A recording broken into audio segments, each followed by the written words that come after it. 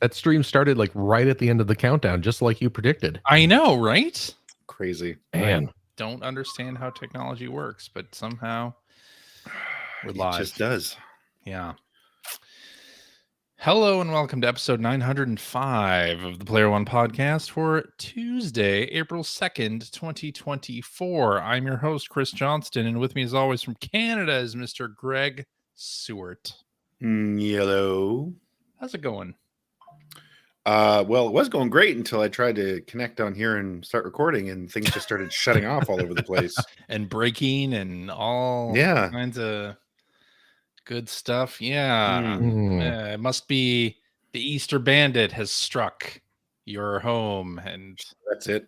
Now,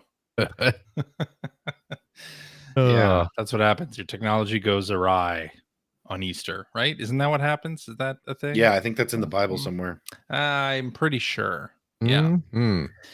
And joining me from the great state of Washington, Mr. Philip Theobald. What's up, Doomwads? How's it going? How you all been? I've been great. How are you? Oh, I'm having a grand old time. Yeah. Yes. Me too. Good. Good. Yeah. Did you have any Easter goings on? We're recording this on Easter. Yes, we are. Have any Easter egg hunts? Any sort of what do you do for Easter? We didn't do that this year. Do anything? We did. Finn still enjoys a good Easter egg hunt. Ah, okay. So we normally do, but we've had a mouse problem for the better part of a year that we can't seem to get rid of. Oh, yeah. And so it was decided that maybe hiding a bunch of candy and chocolate eggs all over the house overnight would have been a bad idea. Maybe not a great idea. Yeah. So this one's the Easter Bunny marks. The Easter Bunny left 3 sealed Tupperware tubs full of candy. Oh. Well, that's nice. In an area of the house that we know the mice aren't in. So yeah. It's the Easter tub. It's the Easter tub. Yeah. A new tradition is when we actually the Christmas presents were the same way. We had like some of those big Tupperware tubs you get for like moving and stuff. Right. That's where all the Christmas presents stayed. Wait, you're supposed to move with those? Or you use them to, store a bunch of stuff that you buy and then immediately put in storage. From what I understand, it's Transformer and Lego storage. Yeah. Either way, we all know what we're talking about. So yeah. And you said Finn enjoys an Easter egg hunt. He does. Do you have to set something up? Do you do like hints? Is there like a hints game? It's Easter, go find eggs. There's your hint. For years I would do like a scavenger hunt, basically. Really? And set out notes that had hints for where the next clue was in the house somewhere. Cute. And she had to find them, and she really enjoyed it. That is fun. Yeah, make no mistake. But I don't know if that qualifies as an Easter egg hunt. That's more like okay. That's like that was what my parents did. That's like a progression of riddles. A progression of riddles. Yes. Right. Yeah. We did the same thing for when we were revealing to the kids that we were going to Disney World. When we printed out, because of course you didn't get printed tickets, so we printed out tickets that I think I still have in this drawer somewhere. Yeah, here's one of them. It's a little bit beat up. But yeah, we printed these out. Yeah. Oh, okay. And then we hid them, and there was just a series of hints all over the house. Oh, that's cool. All were outside and things like that. And then they got to make them work for it, like Disney themed. And then it was kind of cool. And they didn't react at all the way I hoped they would, but they were still excited. So now, CJ. Yes. I have a question about your clues. Yeah. Did they rhyme? No. Really? Because you're pretty creative. I figured they would have rhymed. They did not rhyme. No rhyming. I'm a little disappointed. Sorry. CJ disappoints us yet again. But they did start to require some thinking about the layout of the house and like where things are. Did you like bust out the blueprints earlier and are like, No, but it's like What's this secret cupboard under the stairs? Honey, have you ever opened this door? No, and we shouldn't. No, but it is things like that, like like I forget some of them. Like you might use this to brown your toast. Brown your toast? so you go into the bathroom for that. You might use this to brown your toast. The crawl space keeps the bodies hid, but also treasure for a lucky kid. There's an egg on top of the toaster. Yeah. Oh, I see. You see how that goes? I see. But anyway, it was great fun for me and great fun for Charlotte to. Oh no, I'm glad somebody's having fun on Easter. Oh yes. Yeah. Wow, here comes the blasphemy. Yeah, that's right. Worst day of the year. Yeah. A garbage day. Garbage day. Yeah, coming hot on the heels of my favorite garbage day is usually year. on a weekday. Yeah. Oh no, don't do garbage day not. on Sunday. Let's not. What? Please. What? Favorite day of the year? Saturday, baby. Party. Okay. There you go. Yeah, that's right. There you go. But yeah, Charlotte got some candy and Good. a Naruto character data book as well. Oh, Is that like like character profiles? Is that and like stuff? the kids? Is that what the kids want now instead of like a Pokedex? Is that No, No, absolutely not. I refute it. But, so yeah, Very good. it was good so far. It's been good. Good Easter. Good. Anyway, Yeah. let's talk about some video game stuff. Okay. all right? Man, again, there's just not really a whole lot happening. What is the deal? So let's not talk about video Well, I games. mean, you know, we're in the middle of we we're in the middle of are spring. I don't know what's in supposed to be happening. a news dry spell. Yeah. Right now, this is where you get all kinds of fun rumors and speculation about things that are happening later. But I guess we did get a video from Nintendo that's like the opening movie for Thousand Year Door. So if you want to, you can watch videos about the differences between the intros of them. But Differences like how? Like are they changing the Graphical game, or is that just like No. upgrades? Like, basically? it's all upgrades. Yeah, it's nothing. They haven't removed anything that I know of. Otherwise, people would really be up in arms. But no.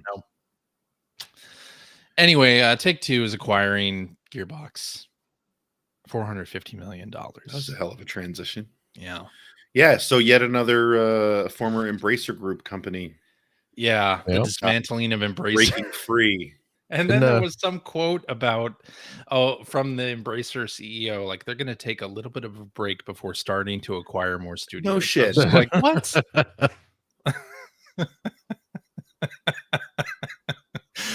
It's that got you in this position in the first place. It's so lucky that things like this are happening rather than them just shutting everything down. Like, well, I guess that is true. This is preferable. Yeah. Well, didn't a bunch of people get laid off from Gearbox like immediately after the sale? I did hear that too.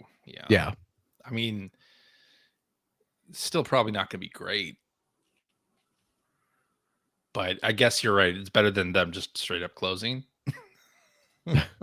Yeah, I guess so. Take-Two will probably be a pretty decent home for them. As long as GTA keeps making money. I mean, isn't there there's a TV show coming out based on there's a movie. Oh, it's a movie, right? Okay. It's a movie. So like that to me was the thing that I was kind of surprised that they would sell them Gearbox, just because I feel like, that IP is going to end up being worth more soon. But I don't know. Yeah, like very soon. Do they hang on to that IP or? Although, didn't they shoot that movie like 4 years ago? I don't know. It's been sitting around for a while. It's been sitting around, right? Yeah. But you're right. They kind of Gearbox had some pretty good IP, right? But I guess they're not keeping that. So there you go. Hmm. Yeah. Anyway, glad to see them survive in some form. Sure. Yes. All right, Marvel Rivals. You guys like 6-on-6 online multiplayer games, clearly. Boy, it is a slow news week, huh? Did this get added late? Because I thought I looked at this earlier and I did not notice this headline. Well, that's something that's happening. I don't know. I just find it funny that That's something that's happening. So in a climate where free-to-play games are like closing left and right and just not lasting very long at all, you have a 6-on-6 team shooter coming using the Marvel IP. And yep, definitely way to read the room. We'll see. Yeah, we'll see how well this one does. I don't know. I don't think it'll do well, but we'll see. F-Zero Maximum Velocity is a Game Boy Advance game that Nintendo released and is now on Nintendo Switch Online expansion pass. You almost went Professor Frink there for a second. Yep. Now on Nintendo Switch Online. So yeah, just one game. I saw the thumbnail. I was like, oh great, GBA releases. Wait, it's just F-Zero. Oh wait, GBA release. Just a single. Yeah, that's pretty cool though. You know, I never really gave F-Zero Maximum Velocity a whole lot of time. Yeah, me neither. Really? And I'm a big F-Zero fan. Well, I mean, there was the mixture of that screen being so dark, because F-Zero was a pretty early release. It was a launch game. Yeah, it's a launch game. So that's pretty early.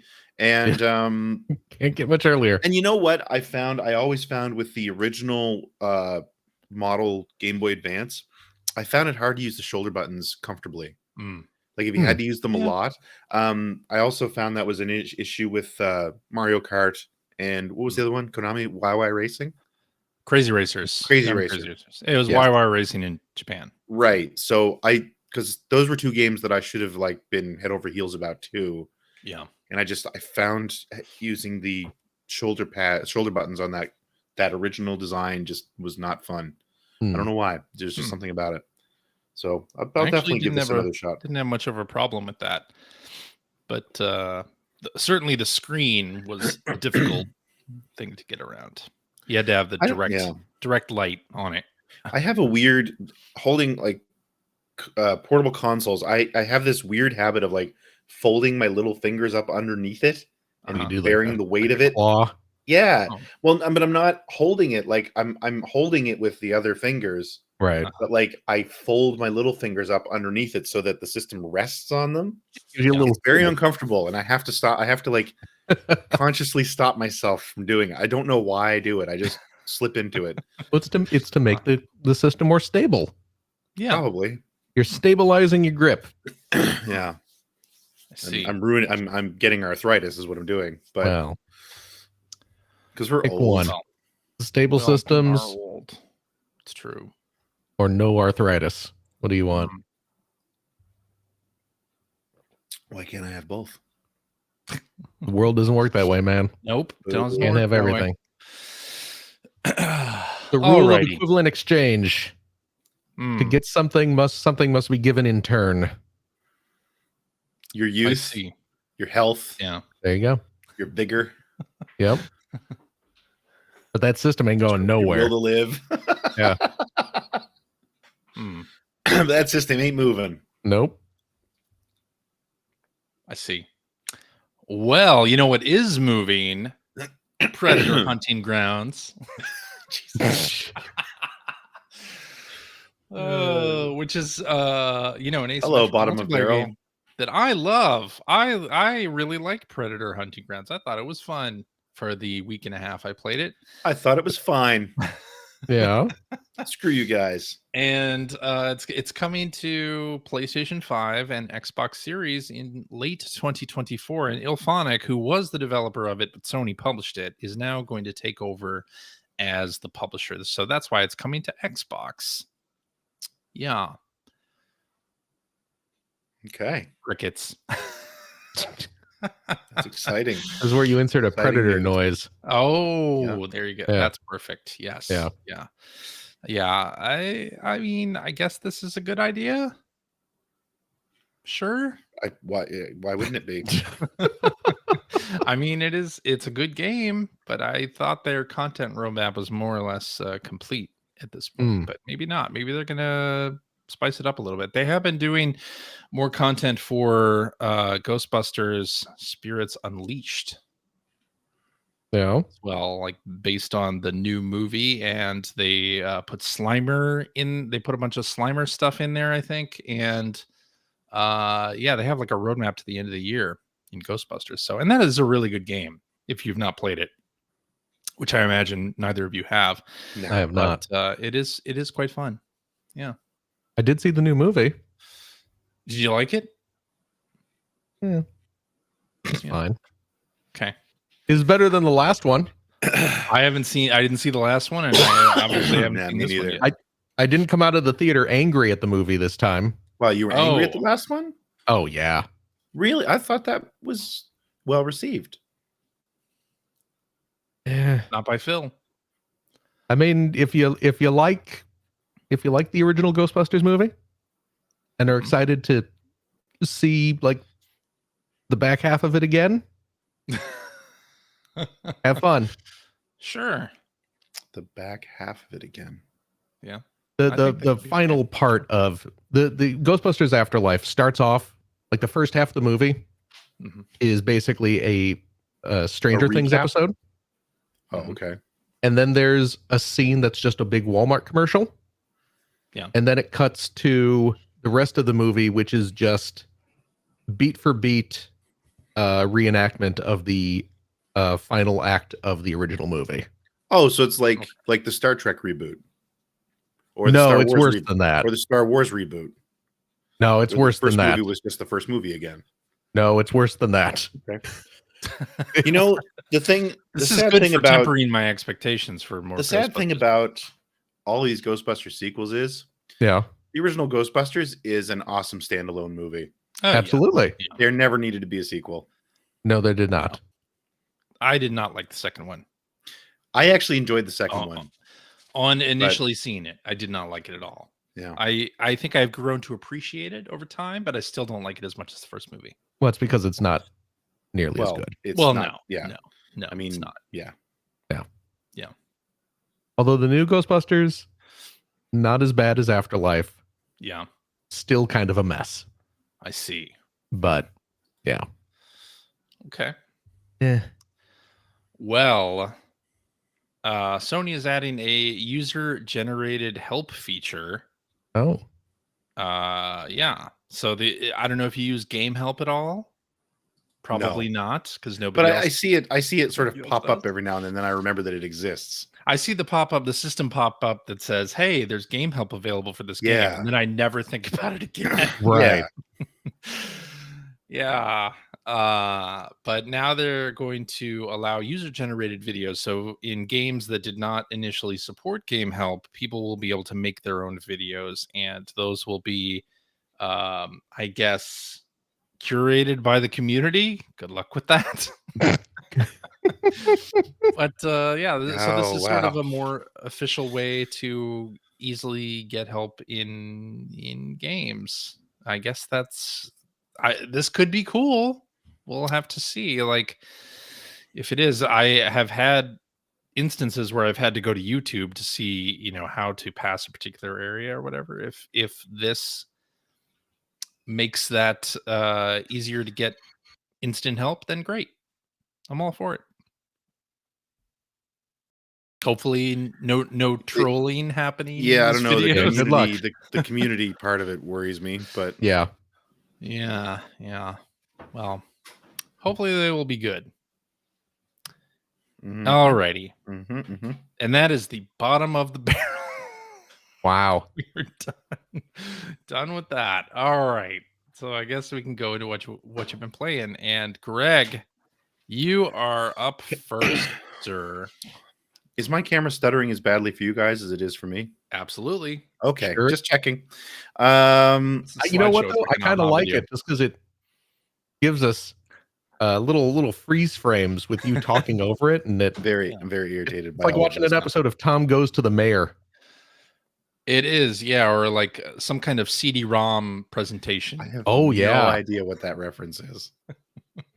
Tom Goes to the Mayor is I have exactly no what it is, idea what though. you're talking about. Yeah, CJ does. I do. That's all that matters. It's an old Adult Swim show. Oh, was a- never heard of it.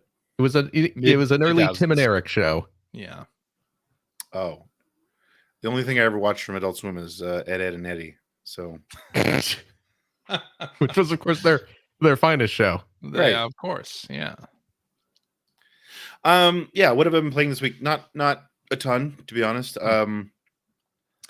But I did actually end up playing a bunch of Final Fantasy IV Pixel Remaster. Oh, Because our friend of the show, Bill, who does a Gamer Looks at 40, is back from his hiatus. Oh. And has started the show back up again and is doing yet another gigantic series of episodes. And this time the theme is Final Fantasy. So Excellent. he's already done sort of a couple of episodes that are intros to the series and sort of talking to people the general memories and what makes a Final Fantasy game. And they're great as usual. Bill does excellent work. Yep. And so now he's getting into the actual game by game coverage per episode. And I think he's just released Final Fantasy 1, which I chatted with him a bit months ago, probably even like almost a year ago. And anyway, he reached out and said like he's on to Final Fantasy 4 and he wanted to chat about that. So I was like, hey, I should play some Final Fantasy 4 to jog my memory of it a little bit. And so I decided it was a good excuse to break out the Pixel remasters and play it that way. I did play a little bit on the Super Nintendo as well. I don't have a whole lot to say about it, except to say that I remember playing that game for the first time. It was one of the first games I rented with my friend Dave, who actually owned a Super Nintendo. I didn't have one. And I remember us renting that on a Friday night and staying up, playing it straight through. We didn't sleep. And then returning it and then passing out. But just being amazed by it. So amazed by it. Like, it was so dramatic. It was such an anime style plot line narrative, and how the narrative really drove the gameplay in that game, which is not the way. I mean, the only experience that we had with the original Final Fantasy was with the original game, and you know, we hadn't played 2 or 3 obviously because they'd never come out here. So it was such a new experience, and so yeah, because my experience with RPGs up to that point had been Final Fantasy 1, Dragon Warrior, and I think Phantasy Star 2 and 3. So it was at a whole other level. It was playing a soap opera, and it was great. Yeah. But I mean, I really don't have much else to say about it. Just to say that I was playing Final Fantasy IV Pixel Remaster, and that's actually gotten me interested in going back and playing those again. So actually, just before we started tonight, for about an hour, I picked up my old Final Fantasy II Pixel Remaster save file and was playing around with that. And I think I'm about halfway through that game. So maybe I'll be talking about that in the coming weeks. I don't know. We'll see. Cool. are you using Stranger things have happened. the cheats and Oh my God, whatnot for yes. Yeah. that? Good. Yeah. Final Fantasy As II, you as far should. as I'm concerned, is unplayable without that stuff. Ah, Why would you punish yourself? I would Yeah. love to know what's going on with my camera. I think Something. Definitely the something. freeze frames would benefit more from you just kind of like talking with your hands a little more. Get the hands up in can. frame. Yes. this? It would help sell the There we emotion go. A little of better. your Well, dialogue. that was emotion. Something. We only saw one frame of that motion. But we can That's guess all you what need. it is. That's it. That's all I got. Okay. All right. Well, Phil, Yeah. what do you have for us? Well, I'm sorry. I'm distracted. One of our cats. Uh-huh. You know, we got our new little kittens recently, Yeah. and they have a. There she goes. Hi, Winter. She is carrying around. Finn has an old bedroom slipper. It looks like a shark. Yeah. that he had when he was younger, and they have adopted it as their prey. I see. And they have a habit of carrying it around the house in their mouth. And Winter has been walking back and forth, and now she's tearing into it. Get it, Win. I see. Oh my goodness. And the thing's about the size of her, so it's very cute when she's walking around with this gigantic shark slipper in her mouth. Anyway, where are you going? Okay, she's taking it in there. After our discussion last week regarding the Met a Quest virtual reality VR helmet, yes, I loaded mine up and I purchased some games. I purchased some virtual reality games. Nice. Per your recommendation, I got The Swarm 2, the sequel to The Swarm. Just called Swarm. The Swarm 2. I mean, MetaQuest games have enough trouble on their own. People finding them. You saying the wrong title. This one is called Here Comes the Swarm. Look out for the magic swarm. Yeah, it's just Swarm and Swarm 2, not the swarms or Son of Swarm or anything. Son of Swarm. Anything else. Part 2, the swarming. Swarm 2. Yeah, Swarm 2 is really neat. I mean, it is really neat. Swarm is wonderful. The original Swarm is an incredibly fun game. One of the best uses of VR that I have experienced. Yep. And Swarm 2 is all of that, but more so. It's true.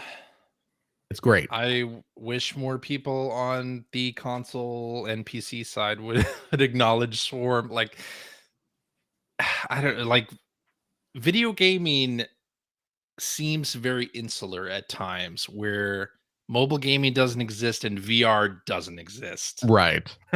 Right. Yeah. If you hear the word VR, you just tune out. But Swarm is one of those games where it's like it's a video game and it's in VR and it is awesome. Yeah. And it's fun as hell. More people should play it and talk about it. It's a Spider-Man simulator crossed with Galaga. Yeah. And it's so much fun. You've got guns that are also web shooters, basically. Yep. You're roping around, you're pewing. Yeah. It's incredible.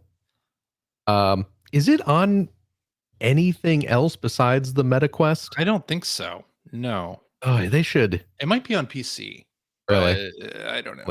They should get it on other things because they should. But I think Meta may have in part funded the sequel. That would explain it. Yeah. Also, not that like PlayStation VR is doing terribly well. Yeah. I understand they've stopped making those units. Yeah. Yeah.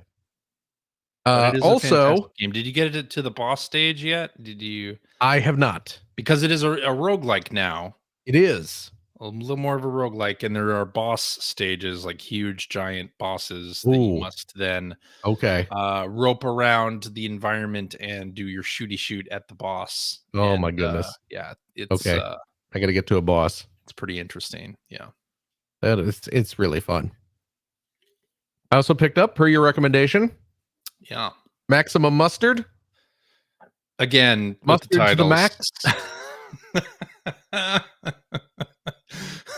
Max Mustard, right? Max Mustard is the name of the game. Yes. Which is the fake Astrobot game. I mean, what do you mean fake Astrobot game? Certainly, you know what I mean.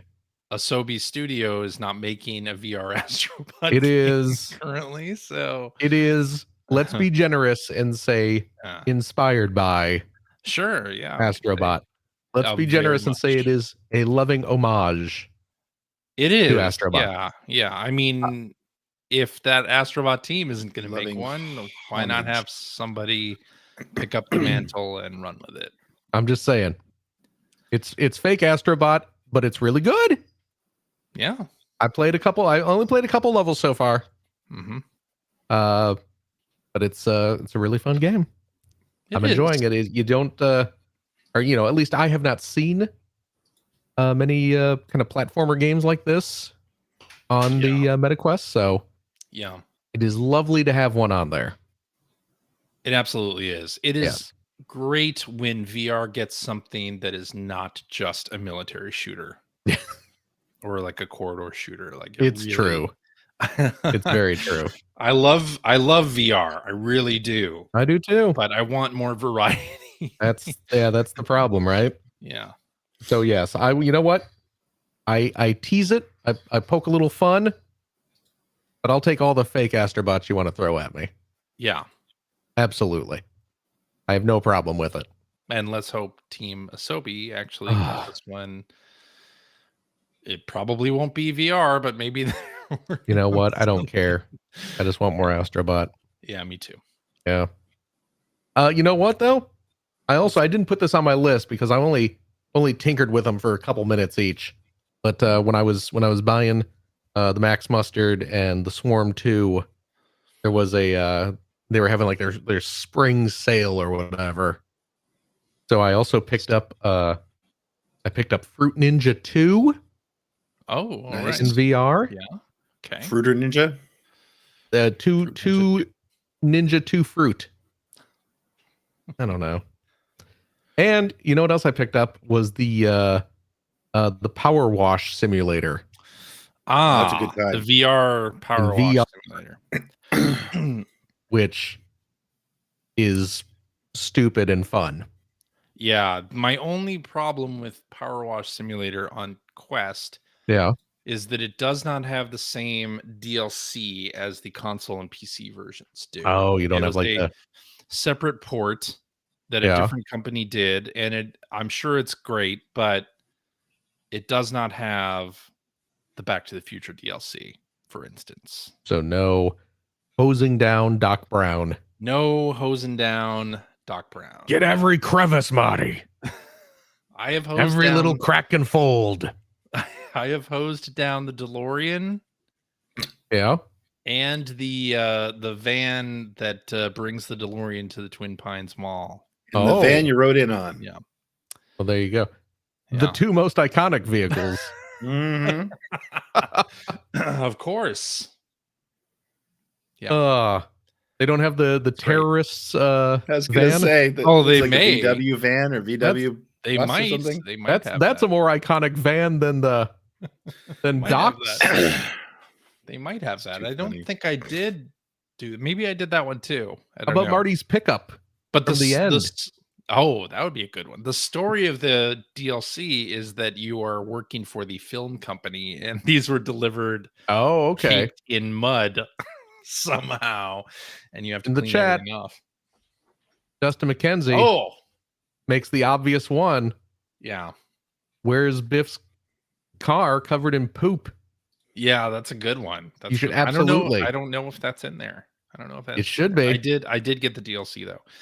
That game is it was a PS Plus game. Yeah. So I own it on PS Plus, and then I got the Back to the Future DLC on PlayStation. Ah, yes. Yeah. Well, now I can experience it's a good it game, in though. VR. Yes. So actually, I think this would be a great VR game. Yeah, absolutely. So. I played the little kind of tutorial stage. Yeah. Where you're in a garage hosing down a van. Yeah. A van. Yeah. And it was neat. It was fun. I'm sure. Yeah. Yeah. Will I go outside and actually power wash my deck or my driveway? I will not. That's too much work. Well, there are no achievements involved. That's also true. You don't get anything for that. There's no system. Yeah. Did you ever use one of those power washers? I never have, actually. They are fun as hell. Actually, I joke about not doing it, but no, I would absolutely power wash my driveway because it is they are fun to use. But you got to be careful. You can do damage with those. Do damage. Yeah. Yeah. Yeah. They're called power washers for a reason. Absolutely. Yeah. Do not, like, if you're having a water gun fight, your kid's got the super soaker. Yeah, not the thing to use. Don't do that. Don't do it. No. Don't. You're going to be tempted to, but don't. Yeah. A bad idea. The rest of my week, the bulk of my week in terms of video game playage, has, no surprise, I'm continuing my trek through Yakuza Like a Dragon. And I'm excited this week because it seems that my constant talking about this game has suckered someone else into playing the game. Correct. And I think that someone is with us today. It's me. It is you. It's me. Hi. What happened? You were talking about it on the show. Yeah. And I was like, you know what? I should go back and play more Like a Dragon. I had started it up on the Xbox because it's part of Xbox Game Pass. And I really did. I liked what I had played of it. I got up to chapter 4. Okay. And I thought, I should go back and play more of that. I have tried to play the Yakuza games many a time. Yeah. Many of the previous ones, and just never gelled with the fighting game mechanic bits. But I did like the turn-based stuff in this one. Yeah. But I something else came out. I'm sure there was a new shiny, and I just turned That's how away it works from it. Yeah, so I went back to it, and I love it. It's great. I'm on. It's incredible, right? When I started playing again, I was in chapter 4. Now I'm in chapter 6. Excellent. And continuing to play, and I am having a really good time with it. Good. It is a really fun game, a really absurd game in a lot of ways. The humor is great. And I think I need that. Like, I wouldn't be interested in playing a very straight-laced game about the Japanese mafia. No. I don't think I would be interested in that. I'm not interested in GTA for a similar reason. But man, this game really takes the core concept and twists it in some really nice ways. It's very video gamey and very fun, lighthearted. Yep. For sure. I do have some questions though, Phil. Okay, well let me tell you this. For you. You may recall I was stuck. Mm-hmm. I hit the infamous difficulty spike wall. Which is where is this difficulty spike? What chapter? It happens in chapter 12. Okay. Now at one point, so I may never get to it, is what you're saying. I think it's at the start of chapter 11 where there is a very noticeable spike in just the random battle difficulties. Okay. And in fact, a little when the chapter starts, there's a little pop-up window that says the battles from now on are going to be tougher. Be prepared. Okay. But the actual big wall that I found, there is a boss fight in chapter 12. If you don't know what it is, I don't want to say anything because of spoilers. Unless did I say last week? I may have said last week. I don't remember. But I don't think you did. You end up, because I during my course of play, I was not skipping random battles. I was not avoiding fights. Me neither.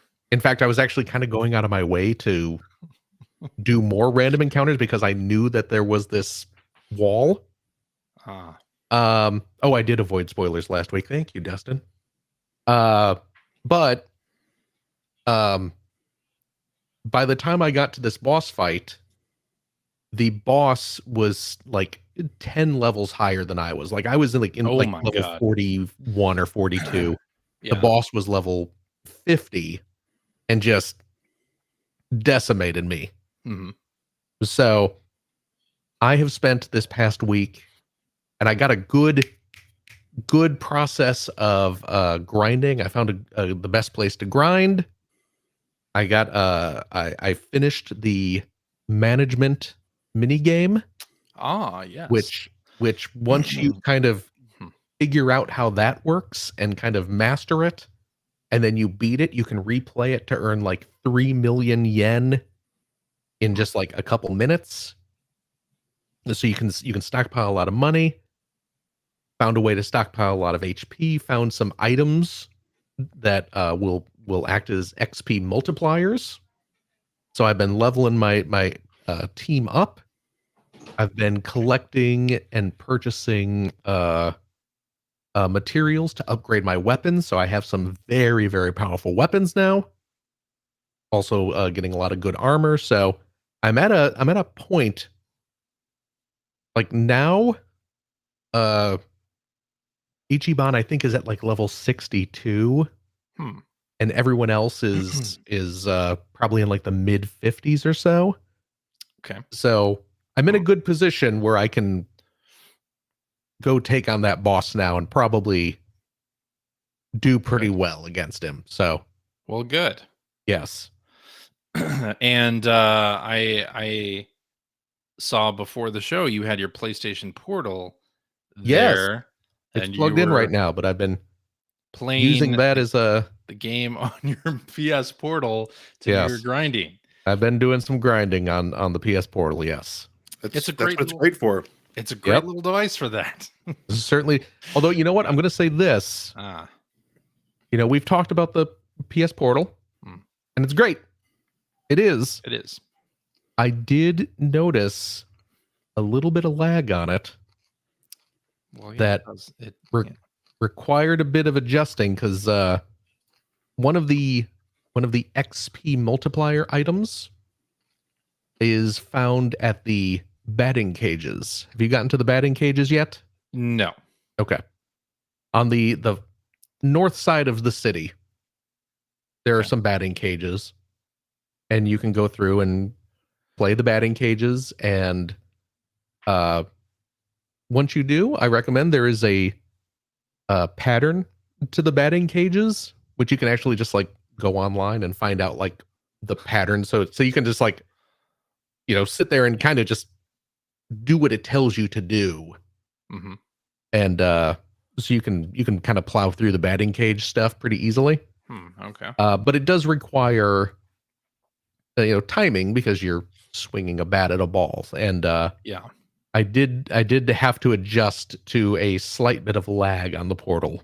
Yes. When doing the batting cages, but it's worth doing because, like I said, you get this item that boosts your XP. Okay. And it is very valuable when grinding. But you had questions. Let's talk I about. do have questions. Let's talk about Ichiban's grand adventure. All right. Well, like I said, I'm coming back to the game, so maybe some of this was talked about in tutorial information, but just generally. So the item box, I've run into the item box several times. There's one at the sort of homeless encampment. There's several that you run into in dungeons and such. Do you ever use this thing? And I do also, it is one of those things in games that I dislike, where it's like they have a storage system, but you have to put things in it one at a damn time. Oh, and yeah. Yeah, I don't want to do that. Like, I want to mark things as here, transfer this over, and just do it all in one go, not ask me item by item. Now that I have 100 different items. And there's no quick way to organize it. It seems it like gives you tabs for the different like types of items, but that's all. And it is very frustrating in games when it doesn't have an easy way to manage that. So, I guess there isn't one. I don't mess with it. And you don't mess with it. Okay. I don't mess with it. All right. The other thing I've noticed, so weapon advantages in this game, like when you're looking at weapons, you're going to make a weapon or you're going to buy a weapon and you compare it. what the hell? Why do they have the weapon advantage or disadvantage colors be blue and red? And red is actually the one that's good. I don't Look, understand. I don't know. I didn't make the game. I don't understand it. I'm sorry. Green is supposed to be the good stuff, and then red is supposed to be bad. Well, I'll tell you what I've done with the weapons. Yeah. There, because you have unlocked the shop, yes, the weapons upgrade shop. Yes. Okay. The romance workshop. Right? Romance workshop. Yeah. Which I will admit I did not use that much early on in the game. Yeah. Just because it ends up requiring lots of money and lots of resources. Yep.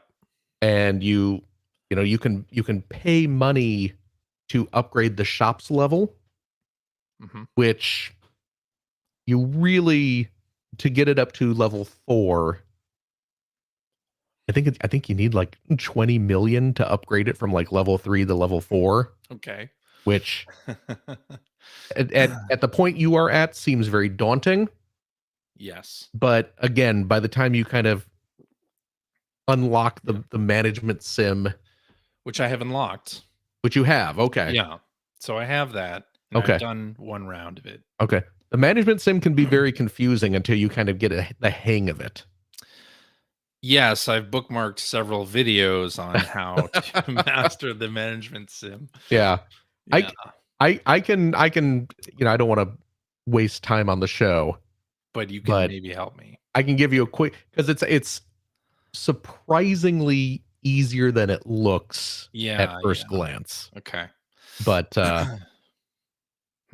but yes, you will reach a point where like earning 20 million yen is not quite as daunting as it seems. Okay. Well, that's but usually with the weapons, what I would do is, because there's in the shop, like everyone has like every job class has like one weapon that can be upgraded. Yeah.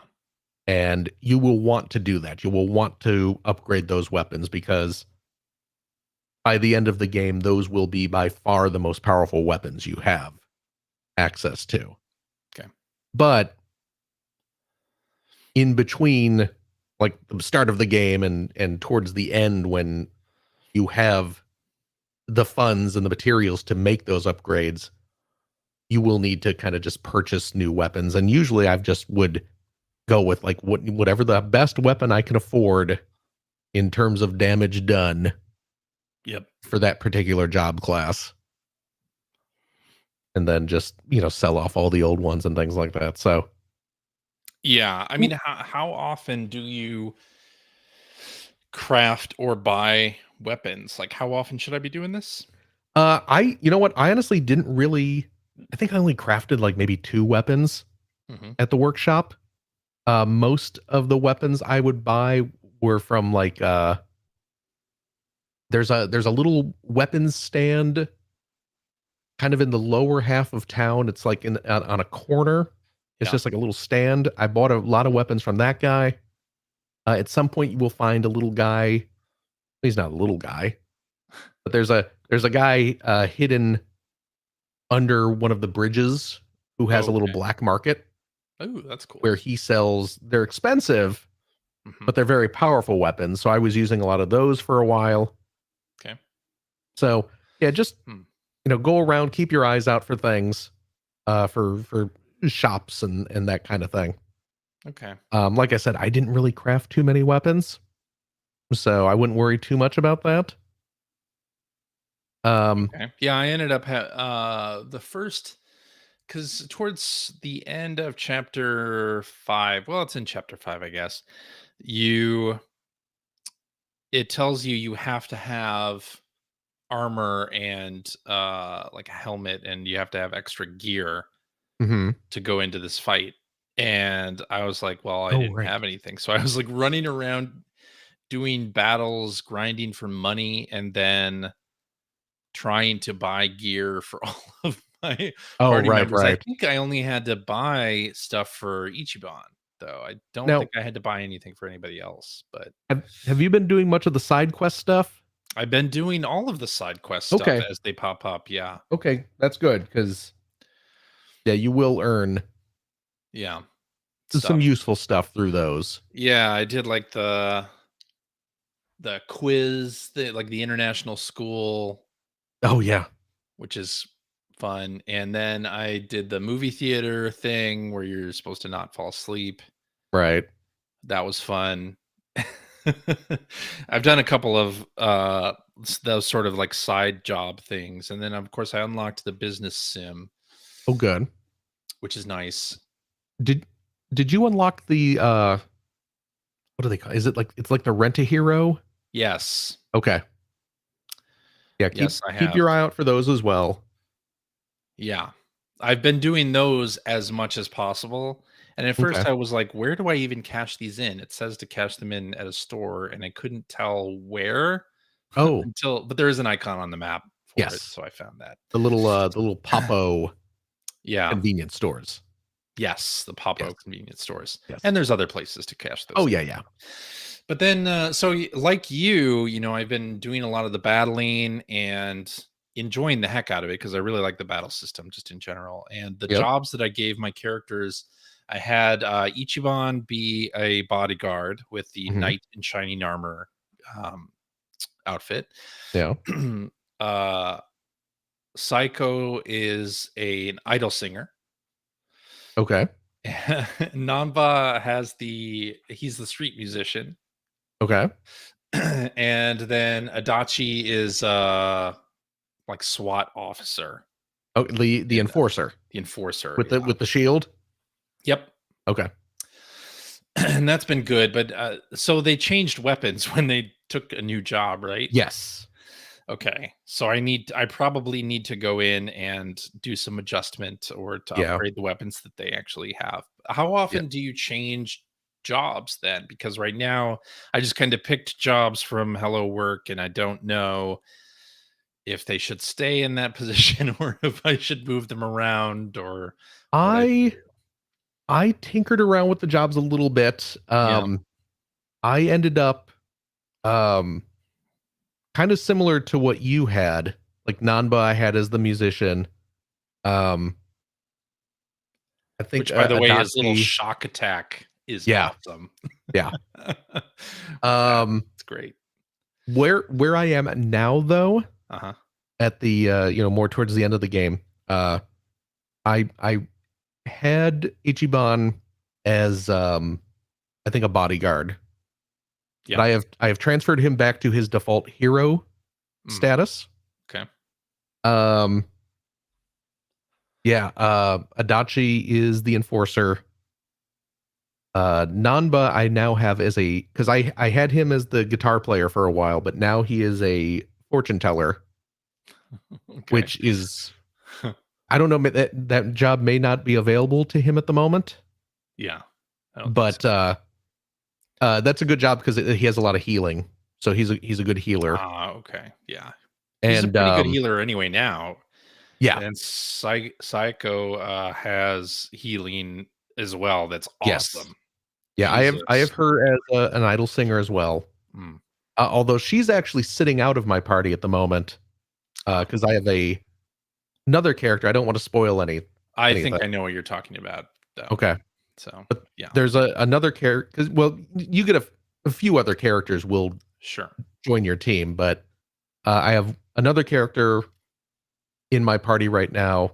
It's a woman, and she has a good attack that attacks a wide range. Oh, okay. Of That's bad good. guys, That's so- always good. And she has a high speed stat, so like she usually goes first in the battle, so I can just quickly do this big widespread attack that if I'm fighting Knocks lower people tier enemies down. just instantly kills everyone. Right. So Yeah. but All right. My last two questions here. okay, Do you use taxis ever? constantly. Do you really? I had been running around and always passing the taxis, not using them. Right. And one of the things that I did, I had gone down. I had to do a little fetch quest thing. And then I wanted to get back to where I was. So I was like, oh, I'll just hop in a taxi. And then I hopped in the taxi and I didn't really know what I was doing Oh, to move around. Are they like fast travel points, or like yeah. do I need to It's absolutely fast unlock travel. the taxi? Do I need to say hello to them before they become before they can drive me to the station for some What reason? what I would do, I mean, I'll say this, early in the game, I never used them. Yeah, I haven't been using them. Yeah, because they cost money, Yeah, which can be, pretty precious early on. very precious. Yeah. But also, they are fast travel, so you're avoiding random encounters, which I didn't want to do. Yeah. Same. So I did not use them early on. But what you should do, and I think this is how it works. Like when you see one, go up and talk to them. Okay. And like say like, they'll say like, oh, where do you want to go? But then just like exit out. And then it should make that taxi show up on your map. Okay. And then, there are taxis scattered all over town. Yes. And as you find them, talk to them so that they will show up on your map. And then that's also, oh, this is where you can go to, that kind of thing. Okay. Another thing that you're going to want to at least like click on when you see it. Have you gotten the key to open the silver safes? Yes. That was another thing I've been wondering, because I've been opening those every single time and I'm like, is that good? Like, Yes. Am I going to run out of keys? Like, it The- always the- asks me, do you want to open it? It's like, why wouldn't I want to open it? I know that's, it's that weird kind of Japanese game design where there is no reason to not open the silver safes. Yeah. You have one key that is good everywhere forever. Yeah. Why would I just open the damn So safe? always open it. Yeah. You may have encountered, have you found any gold safes? I don't think so. Okay. I don't think I There have. are gold safes as well. Ooh. The gold safes, you probably can't access the keys to the gold safes yet. Yeah. But those are finite. Oh, The gold That's keys good. there, you do use them up, so it's good that they ask you for the gold safes. But if you ever do see a gold safe, even if you don't have a key for it yet, Yeah. go up and click on it.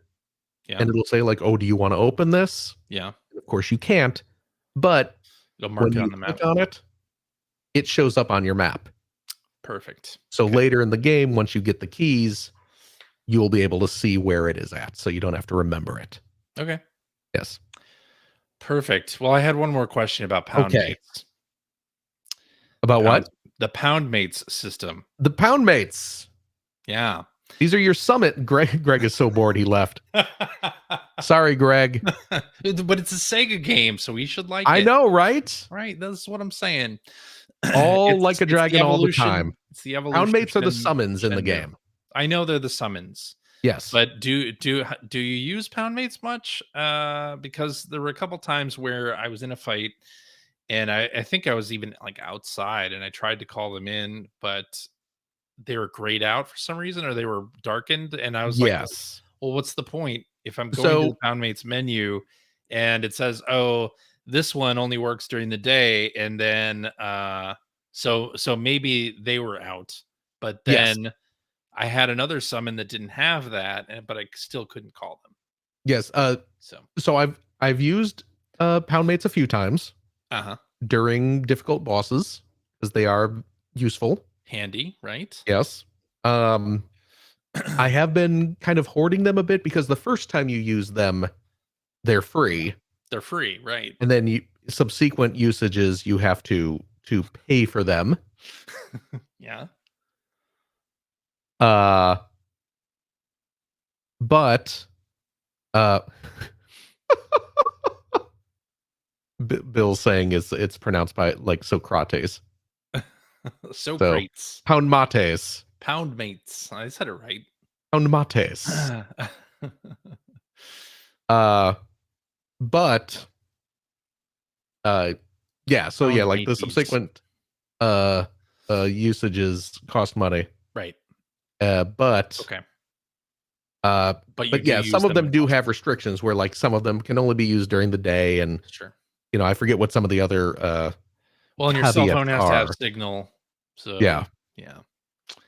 Anyway, I don't know what the reason was I couldn't use it, but I couldn't use it. Right. But I've unlocked a bunch more poundmates now. So Yeah, and I'll probably try that. And the more little kind of side quests things you do, you end up unlocking a lot more Yes, poundmates I've already characters. Unlocked maybe like 5 or 6 at this point. Yeah, there are a pretty substantial number of them that you can get. That's pretty great. Yeah. Through completing side stories and such. Awesome. Yes. I like it. I did end up picking up Infinite Wealth because it's on sale right now. Oh, good. And although I will finish I'm going to attempt to finish Like a Dragon. I just broke the 100-hour mark in Like a Dragon. Yeah, we'll see how it goes with Like a Dragon. Now, I've also heard I'm excited about Infinite Wealth because of the Dondoko Island stuff. Oh, yes. Very excited about that. The little Animal Crossing style game. Yeah, and I'm just excited about it now that I've gotten further into this game and I'm really enjoying it. So I love the characters. They're great. That's so good. That's what's kept me playing this game for so long, is that crew of those 4 just losers. Well, first of all, Ichiban is a great character. Just one of my favorite video game characters of all time. Absolutely. I don't think Kiryu was as good as Ichiban is. I mean, a character. I mean, Kiryu's great. Kiryu's whatever. I don't want to hang out with him. No. I want to be friends with Ichiban. Yeah, exactly. I want to go on adventures with Ichiban. Exactly. You know? Yeah. I'm too afraid of Kiryu to want to be anywhere near him. That's right. But Ichiban's a good guy. Yes. I do find it weird, and maybe this, I'm playing in English with English voices. Okay. Are you playing the Japanese voices? You know what? I am not nearly as precious about subs over dubs like I used to be years and years ago. Right. Like if I'm watching anime and there's an option for a dub, yes, I will watch the dub. Me too. Yeah. But the Yakuza games, you play in Japanese? It just feels wrong. They're so entrenched in Japan. Yeah. That playing those in English just wouldn't sit right with me. So I feel that, but I also like to not have to read a whole bunch of I know that can be tough for you, so yeah, well, if I'm playing on like the G Cloud or something, the subtitles can be small. Obviously, that's true. Increase the size, but that is true. But also, I sometimes like to just listen to the dialogue because there's a lot of it. I get it. There's a lot of it. First of all, oh yeah, and it's a ton of dialogue. Sometimes it's just nice to like listen to the banter back and forth. Yes. But I did notice, since I have it on English, there's a bunch of stuff that they left in Japanese, like the thug dialogue, like when you walk up to a group. Oh, really? They're still speaking in Japanese. And occasionally, like the NPCs that you meet and help, those areas where it's not fully voiced, it's just like a grunt or groan or a word or whatever. They left those in Japanese too, and it's a little bit strange to have it like go back and forth so often, especially because the dub I think it's good. Oh, I'm sure it is. And the lip flaps are all matched to it. Oh, are they really? Which is also great. That's nice. But then there's some of these moments that are not fully dubbed. The universal translator is broken during that moment. Right. Or I'll notice that you go into a side story, there is a fully voiced section and then a battle, and then after the battle, it is no longer voiced and is just text. Oh, okay. It's just like, what happened? Well, that happens in the original Japanese language as well. I know it does. It does, but I'm sure it Gotcha. does, but it just is very jarring. It's like, Right. what happened to my fully voiced section? Look, I like the it's a voice big actors. game. What can I say? They're very good. Yeah. But I'm glad you're enjoying it's a it. great game. I am enjoying the heck out of it. What do you think about that game, Greg? Sounds awesome.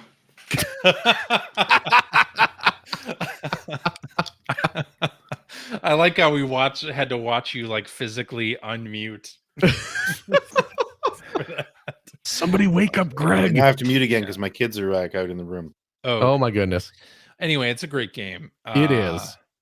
Yeah, I like it a lot. Now I have heard, I don't remember if I mentioned this before. It's a great portable game. It's a great like cloud game or an off-screen TV play game as well. I have heard that if you're going to play Infinite Wealth, it is worth playing the Like a Dragon Gaiden. Yeah, I don't know if I want to though. Which is a more traditional, because apparently the story leads right into it. Yeah, right into it. So yeah, that is on Game Pass. So maybe. Yeah, maybe. But so I might do that as well. And I've heard it's about half the length of a normal Yakuza game. So good. Yeah. So only like 50 hours. I did that Google search. How many chapters are in Yakuza game? Just so I can estimate what my time is here. Why not just check how long to beat? Well, yeah, I could do that too. Oh, look at this. What? Like a Dragon Gaiden, The Man Who Erased His Name, main story 12 hours. Yeah. Completionist 32 and a half.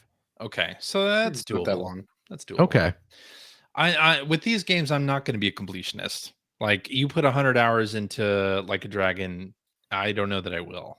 Yeah. And if the game requires it, I'd probably drop off at some point. I will say, a big chunk of why I've put that much time into it is because I have gotten so wrapped up in all the like side stories. Yeah. Which I told myself I wasn't going to worry about. Yeah. But they're also funny or interesting or just fun to watch that I've really been I'm doing that a lot too because I've really been sucked into it. So far anyway, it hasn't been anything where it's like, okay, we're going to take you down this road then you have to do this for 3 hours. Right. Or anything. It's not like a long fetch quest or something. Like, No. Yeah, the side stories are usually pretty quick to get through. Yeah. Did you throw the crawfish off the bridge? Oh, you mean Nancy? Nancy. You mean poor Nancy-chan? Poor Nancy. Yeah. Exactly. I did that, and then I was like, "Oh, I have to see this through now. Yeah. I have to do all the things." And did you do it? I did. And what was your reward? Well, I have a new pound mate for one. That's right. You can have your crawfish attack your enemies. I know. I'm looking forward to using that one. Actually. Wasn't that worth it? That was worth it. You bet it was completely worth it. And just some of the story things that come up are just like big WTF moments. But great. I'll say this too. Yeah. The business management game. Yeah. Obviously worth finishing because it's a easy source of renewable income. Yeah. But also when you finish it, Ichiban gets a extremely powerful attack that will just wipe out everybody on the screen. I was planning on seeing that through. But worth doing for a few reasons. I watched Robo Cook in the theater. Yeah. Which was amazing. I love it. But anyway, great game. I sat down, I watched all the movies. I want to watch more of the movies too. Did you take one of your friends to go? Or do you just do the one movie yet? I just did the one movie so far. Okay. Yeah, you can start taking your buddies to the movie with you. That's cool. Cool. Yeah, everything that I've passed by on the map, I've stopped to look at. If there's a conversation, right, I stop to talk. And I generally don't do that with a lot of other games, so I'm kind of surprised that that this has sucked me in. It's a good time. I needed a game this weekend that I could pause and walk away from if needed. So that wasn't Helldivers 2 and it wasn't Sea of Thieves this weekend. Oh, there you go. Yeah. It was Like a Dragon instead. I'm glad you're enjoying it. I am. Good. So do you guys think I should play Like a Dragon, or? I think you should. I think you should It's try it. fine. Yeah. It's fine, I guess. I think you'd like it. I think you'd really like it. Okay. I mean, you do like RPGs. I do. And you do like fun. Most I know times, that for a fact. Yeah. This one is all of that. Yeah. Have you not played it at all? Me, no. Like a Dragon. Have you played the Yakuza games, but not? I played the Yakuza game. Oh, okay. I played the first one. Okay. I think you'll. You should give it a try. Yeah. Yeah, and I'm sure I'd love it. It's on Game Pass. All the Yakuza games are on Game Pass, except for Infinite Wealth. Yeah, I saw that. Yeah. Put like an hour or two into it and see if it clicks with you. I'm sure when that battle system clicks, it clicks. Yeah, it's good. It's a fun. I was as someone who has enjoyed the Yakuza series as beat 'em ups, I was very skeptical about this being an RPG. Yeah, but it works really well, and it's a lot of fun. Yes, so, I mean, and this is the first RPG, like non-Mario RPG, that I've played in a long time. As far as I can remember. Yeah. So, yeah, it's got me. It's got me good. Cool. Yeah. Mm-hmm.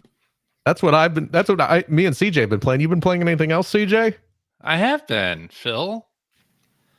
I played a little bit of Stellar Blade demo. It's not for me. Is that porn Bayonetta? I don't know if I would say porn Bayonetta. But it's like more porn Bayonetta. Skimpier Bayonetta. It's like the waifu game, right? It's like Bayonetta, but more waifu. Yeah. Okay. I know someone who's going to be listening to this who's just going to be grinding his teeth listening to you guys describe it that way. You shouldn't grind your teeth. That's bad for you. Mm-hmm. Get one of those mouth guards. Is it? But it's not for me. I'm not. Yeah. I mean, now, is it not for you because I know you're not into those like kind of character action games. Right. And it's very similar to that. So not only do I not like Bayonetta in that way, yeah.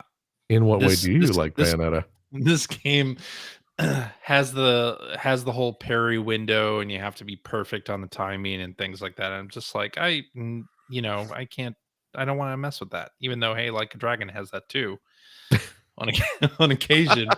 But I can get into that. I don't have to do it, right? Okay. So yeah, Stellar Blade, it's a thing. I didn't really enjoy it, but that's me. Then my daughter and I have been playing Life is Strange on and off. Cool. And we finished it this weekend. Oh. Yeah, and it gets heavy. Very good. It is heavy. Yeah. You knew that going in, right? Heavy game. I don't think I knew where it was going to go, but it went places. And yeah, but she really, really enjoyed it. And yeah, what a heavy story, man. Really, but good, really good. I played the remastered version, so that came in a 2-pack with Before the Storm as well. But I really enjoyed it. I am not really too into the Don't Nod games and that kind of narrative storytelling, but my daughter is, and she really likes games where your choices influence things that happen in the game. So she really, really enjoyed, for instance, like finishing each episode and then looking at the percentages of what other people did. Which maybe she would like to play The Walking Dead. Telltale Walking Dead. Walking Dead was great. It was. That could be fun too. I'll have to propose that to her, see if she would enjoy it. But yeah, I enjoyed Life is Strange quite a bit. Now it's sort of, well, where do we go from here? Do we go to the sequel? Do we play Before the Storm? We started Before the Storm. There's also a True Colors sequel, and the sequel doesn't continue the story at all. It's a completely different setting, except for Before the Storm, which is the same setting as the original Life is Strange.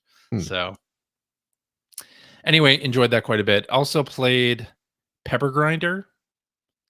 Pepper Grinder is out. I picked it up. I haven't played it yet. I played through the first world, and I'm now into the second, and it is a ton of fun. Of course, the mechanics are great. You press that ZR button to drill through sand and stuff, and you use the analog stick. I use the analog stick. I guess you can use the digital pad as well, but I don't. I use the analog stick. And I have had a lot of fun with that game as well. I didn't really play that much of Drill Dozer when that game, and I know this is sort of inspired by that. I didn't play a lot of it back in the day, but I am enjoying the heck out of Pepper Grinder. It's a nice platformer. Music's good. The visuals are great, and the mechanic it just feels really nice and smooth drilling through the sand. Yeah. We had that lovely conversation about Like a Dragon. Giving you a look about Drill Dozer. And you just threw it all away about being like, I didn't really play Drill Dozer. Yeah. Don't worry, Drill CJ. Dozer is outstanding. You're on the right side of history. I've heard that Drill Dozer is outstanding. Drill I know Dozer that is it's outstanding. I just so haven't much played fun. it. Yeah. And then I picked up Hebereke Enjoy Edition. I picked this up as well. Yeah. But I only played a little bit of it. A very little bit of it as well. Yes. This is the same thing as Euphoria, right? That's the Japanese name for Euphoria. Yeah. It also, what was it? Mr. Gimmick had the same problem where it has the manual, but it's the Japanese manual, and it has another manual. It's the Scandinavian manual. So it doesn't have an English manual. You know what? Which I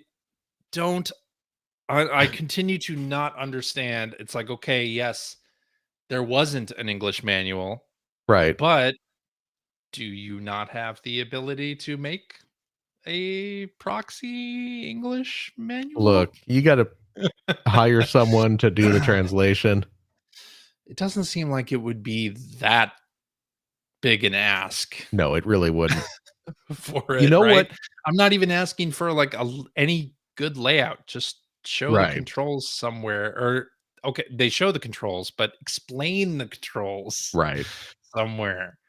What kills me about this game, the little bit I played of it. So a little bit of background for this game. This is an 8-bit game. It was released on the Famicom back in the day. As I think it was it called Hebereke over there? Yeah. I think it was, yeah.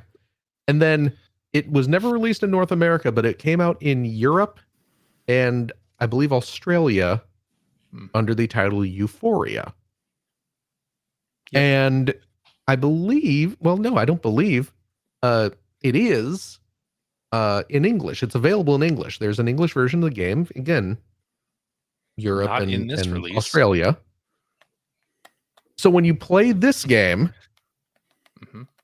you start playing it and it's in Japanese. Yeah. So like there's the whole intro sequence where the character pops up on screen and is describing what's happening. Are you going to tell me there's a button that I can press that changes it to the English version? Because that would be hilarious. What's that? There's no button that turns into the English version, is there? Even though there is an English version of the game, it's not in this. They only have the Japanese version of the game in there. But what happens when you watch that intro, a little icon comes up on the screen that says like, "Oh, a special snapshot" or something like that. Which you can then go into a menu. Are you not aware of this, CJ? I'm not aware of this. No. So again, like anytime there's a dialogue scene in the game, where you're stuck playing it in Japanese. I've already seen several. Like again, the little icon pops up on the screen, and what that does is when you leave the game, you can go into a special menu, and it will bring up a screenshot, like it takes a screenshot of the dialogue box, and then you can switch and look at an English version of that dialogue box. Okay. So they don't have the English ROM of the game in there, but they do have several screen grabs taken from the English ROM that you can go into a separate menu to access and read. Phil, which seems like way more work than just putting the English ROM in there. I know. Maybe they don't have the rights to that, or maybe they don't. Yeah. I mean, they must have rights to some of it because they're showing screenshots from it. I guess that's true. Yeah, that's true. It's very weird. Very strange. It was the same way with Mr. Gimmick. Oh, was it? Or I don't know about the screenshot thing. Okay. But no English in that one either. It's very weird. Yeah. Did you anyway? Did you get that Euphoria 2 game? I did not. No, you mentioned it on the show. Yes. Take a look at Euphoria 2. It's real pretty. Yeah, maybe I will. And it's in English. But yeah, this is a Sunsoft NES game, and I really enjoyed the Sunsoft NES games just in general, so I felt like I needed to get it. It was like $8. Yeah, it's cheap. Something like that. It's cheap. So you know what? I'd pay a little extra to have the English version in there. Me too. Maybe get someone to translate that manual. I don't know. Something. Yeah. Yeah. But anyway, hey, that's what I've been playing. Look at that. Yeah. We're only an hour and a half in. I guess that means now. Well, I mean, there was that whole expert gamer section on Like a Dragon. That's right. Basically, yeah. I guess that means it's time for tweets. A tweedly deedle deedle deedle deedle deedle, a tweedly deedle doo hoo hoo. I'm gonna get you tweedle on tweedle day, and then we tweedle along with you. Hoo hoo. I mean, you're making like we need to like extend the time the podcast. Oh, I can draw this out. Yeah. No. Let's do this one from Hacker Alias, Okatok's lawyer, who says, "What is the funniest or most entertaining Easter egg you ever found in a game?" Easter egg. I really liked being able to play as Simon Belmont in Teenage Mutant Ninja Turtles 2. Now hold on. Hold on. That's not true. You never did that. I will say that one fooled me. Yeah, I spent a lot of time trying to make that work. I didn't try to do it. That was I tried to do it many times. Same here. And the sequence was just long enough. I think you had to do it before the title screen ended or something. Something like that, yeah. It was just long enough that you could convince yourself that if I'm just a tiny bit faster, like the problem is that I'm just not quite fast enough with this sequence. But it wasn't so long that it seemed impossible. It was brilliant.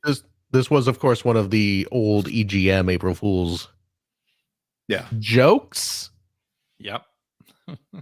Question mark? It's a good one. Yeah. Yeah, it did trick me for sure.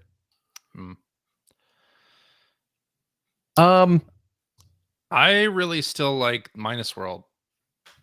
Yeah. As an Easter egg. Yeah. Thing, because that was one of those things that was rumored. You heard rumors. Oh, there's a Minus World. What is it? Yeah. And then when you learned what it was and could do it, it's like, oh, that's cool. Even though there's really no point to doing it. Just kind of a weird glitch. It's kind of a weird glitch, but it was cool. Yeah.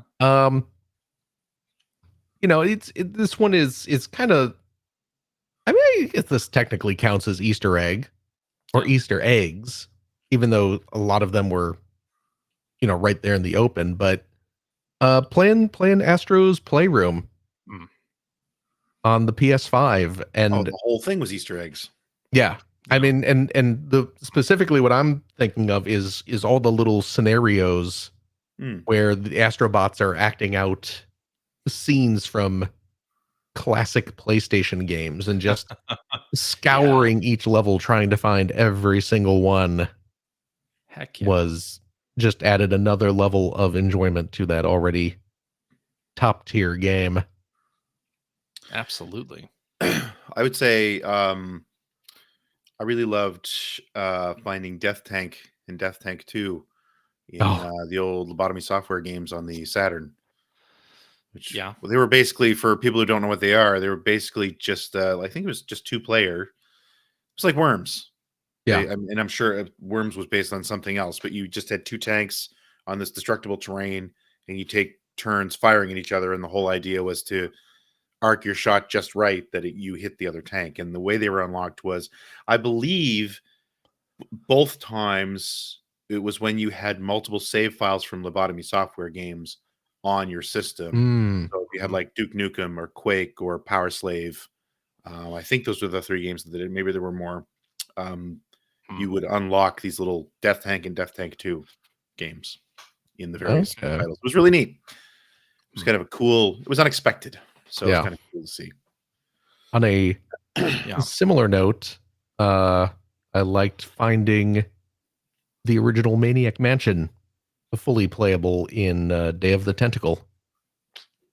Cool. Which is, of course, Maniac Mansion 2. At one part, you're exploring the house, the titular maniacal mansion, and you find in one of the rooms, there's like an old computer. I'm assuming they don't name check it as being a Commodore 64, but if I remember correctly, it was kind of hinted at that it's an old C64. And if you use it, it loads up the original Maniac Mansion game, and you can play through it in its entirety. Cool. Awesome. And I, as someone who played a ton of Maniac Mansion on the Commodore 64, like multiple times to see all the varied endings that you could get in that game, having that show up in the sequel was a delightful treat. There you go. Yep. All right, let's do this one from Hacker Alias F Bully, who says, "What's your favorite chocolate bar?" Oh, Coffee Crisp. Yeah.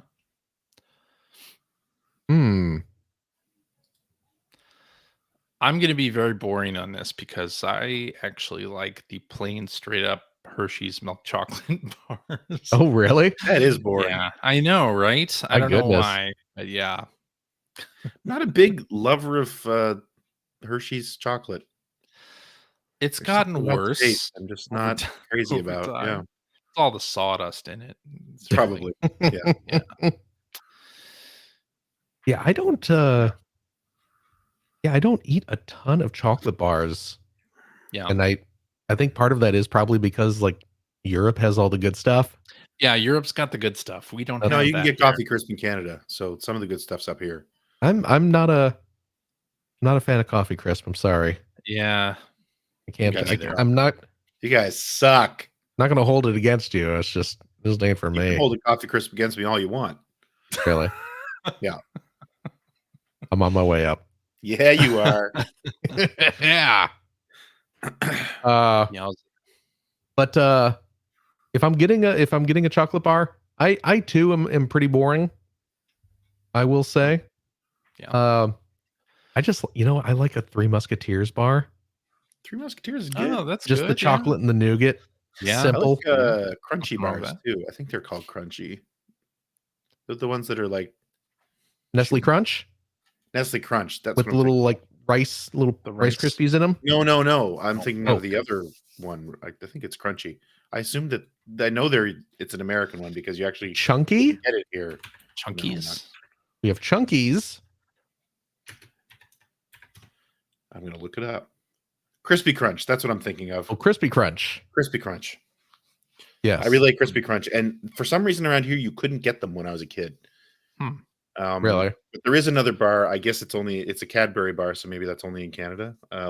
Called Crunchy, which is it's like a sponge toffee Okay. In chocolate's really good as well. Oh. Yeah. I also enjoy a good Kit Kat. Kit Kats are good. I'm a Twix Cat's man. by. Oh yeah. Twix. Okay. Yeah. I mean, Twix is good. Twix is good. I'm not gonna disparage a Twix. All right, and to kind of cap off our Easter recording here, we have this tweet from our good friend Mike, who says, "Happy Easter! What's your favorite video game respawn mechanic?" Not dying. Getting good. My favorite is in Too Human, where it played that 30-second long animation of your respawn. God, the further we get away from the Too Human controversy, the funnier it is to go back and rediscover some of it. I forget what I was doing or what I was looking up the other day, but it Dennis Dyack sort of appeared in my feed somehow, and it was about Too Human and his challenge to the media about how great Too Human was going to be. And oh my God. Yeah. Oh, let's just say it's not a great. I'm of two minds about it. I'm of two minds about Too Human, right? Yeah. Because on the one hand, it's an awful game, but on the other hand, it is the most hilarious video game I think I've ever played. And the gameplay is not bad. I think it has an interesting mechanic, but the game takes itself way too seriously to the point of it's humorous. And he defended that respawn mechanic, which takes like 30 seconds to play out. And I remember I was playing the game online with a friend of the show, Mike Phillips, and we got into a point where, man, the crap that was going on screen was just insane, and so many enemies, and it was respawn mechanic after respawn mechanic after respawn mechanic. And Dennis Dyack had said on the One Up show, or like One Up Yours, that it couldn't be like, you had to have this respawn mechanic. It could not be done where it didn't play. But we got to a point playing with Mike where it stopped playing. Oh, really? So much stuff going on screen that it just didn't play anymore. And it was the most hilarious thing that I think I've ever seen in gaming. It was just absolutely fantastic. And it's a great game to go back to, just because of how it was hyped. It was supposed to be a trilogy, and it just wasn't that the end of the studio. Yeah. Did the X-Men game come out after that? The X-Men game came out after that. Okay. But it's a ridiculous game. Another one that as we're sitting here talking about this stuff, Prince of Persia: Sands of Time. I loved, just because because the whole premise of that was that the prince was narrating the story as something that had happened to him. So when you died, he would actually say, like, no, wait, that's not how it went, or something. Like, he'd always have a comment about how, no, that wasn't right. Let's go back. Let's read, so I can remember this properly. I just always thought it was cool of them. It was really neat of them to incorporate the narrative into even dying in the game, when they could have easily just said, you died, and respawned you back at a checkpoint. It's like, no, wait, that's not how it happened. I love that. Yeah. And of course, Helldivers 2 has a reinforcing mechanic where your teammates die, and then you have to enter in a button sequence to reinforce them, and that's fun too. Yeah. Anyway, I think that's a show. I think that's it for this week. What do you think? You like that? It sounds great. Down with that? Sure. Okay, good. What do I say now? I don't know. You. Alrighty, and then is our show for this week. Thank you very much for listening. If you have a question for us, would like to comment on something you heard, you can direct that to @P1 Podcast on various social media platforms, but definitely X and Threads. Or you can go to our internet website at player1podcast.com. There you'll find our contact information. You'll find blog entries about Sega CD stuff from Mr. Greg Stewart and Generation 16 episodes there as well. Plus, on our website, you'll find show notes and links to all the things that we talked about. Maybe if Phil says a name of a video game wrong, you can get the right name in the show notes. So that's what Socrates would do. And so show notes and links to all the things we talked about, and a link to our Discord server where we can discuss this episode with us and our other listeners. I've been enjoying a lot of the Yakuza Get a Dragons. My favorite game from Sega. If you would like to subscribe to said Player One podcast, you can do so by visiting playeronepodcast.com or by loading up your favorite podcast listening app. We're also on Spotify. You can like us on the Facebooks. You can watch video archives of our show on the youtubes.com/P1 podcast, or you can watch us live most weeks on the YouTubes, the Facebooks, the Twitch.televisions.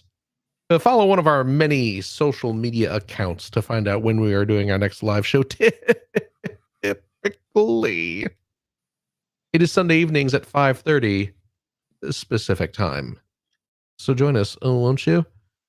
I'll tell you what, if you like what you've heard, and how could you, head over to patreon.com/B1 podcast. Throw a few shekels our way. We will use that money to purchase a coloring and activity book for Greg to do while CJ and I discuss Like a Dragon for the next few weeks. Because boy, is he going to get bored. Unless he wants to play it too. It's free. It's on Game Pass. You can play it.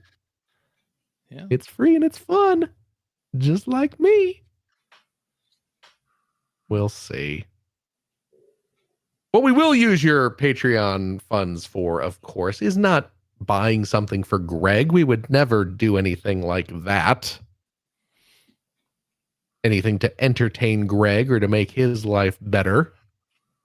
What we will use it for, of course, is keeping our show running, streaming, and all those costs that CJ has to worry about when it comes to putting a podcast together, keeping it going. Yeah. But I'll tell you what, friendos, your Patreon funds get you a little something in return too. If you are a supporter of the $5 tier, cheap, you gain access to a special weekly bonus episode. We record it right after this, where we play games, track wise, have fun doing all the stuff we can't do on the regular show. CJ, yes, do we have a game this week? Well, Phil, we do. We do. Oh, thank goodness. We have a game. It is a Simpsons clip quiz from our good friend Mike. Oh my goodness. Okay. So the last one didn't go great. The last one did not go great. We'll see how this one goes. We'll see what happens. It's all season 30 plus. Oh. That would be horrible. Well, let's see how that goes. If you want to see how well we remember our Simpsons, tune in for that. Yeah.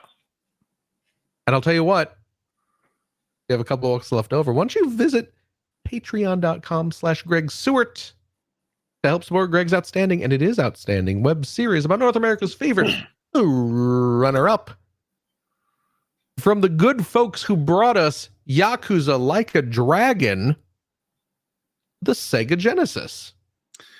Thank you, Phil. And if you are a Patreon supporter of the $5 variety, also cheap. Oh, didn't think you'd be blessing us with your singing voice tonight. Well, I just felt a little punchy. You sing like an angel, a fallen angel. What? Thank you. You're welcome. First of all, that was my old job back in the day. I know. Which is why I'm not surprised. Yeah, I got let go. Yep. Yeah. Well, you know what? Embracer showed up, and things got real sticky. Mm-hmm. And I was like, I gotta go. But I maintained that singing voice. You get access to the Weekly Commute, which is the weekly vlog series that I do, talking about the different projects that I'm working on. I had made a lot of progress these past couple of weeks, which is great. So you can tune in and learn all about that. And also, if you are a subscriber, you don't have to subscribe at the $5 level, by the way. Any amount of money is much appreciated. Thank you. It's much appreciated. And if you even support at the $3 per month level, you get early access to videos, which I'm releasing once a month now. That's the schedule. And this coming Saturday, you will have access to the new Growing Up Gaming video all about the Sega Genesis. So, hey, if you are a supporter, please be ready to tune into that. And if you're not, consider it. I know I am. You both are. And I appreciate that. That's it for me. That's wonderful, Greg. Thanks. You're welcome. Is that it? That's it. Are we done? Yep. CJ. Yeah. Thank you very much. Thank you, Phil. And Gregory. Yo. Thank you as well. Thank you, Philip. Absolutely. And a big old thank you to you. Yes, you. Our absolutely wonderful listeners. Every single darned one of you. As always, take care of yourself, your loved ones, your family, your friends. Do what you got to do to be safe. Be kind to each other. Be kind to yourself. You deserve it. And we hope to see you next week. Go eat some chocolate. Bye-bye.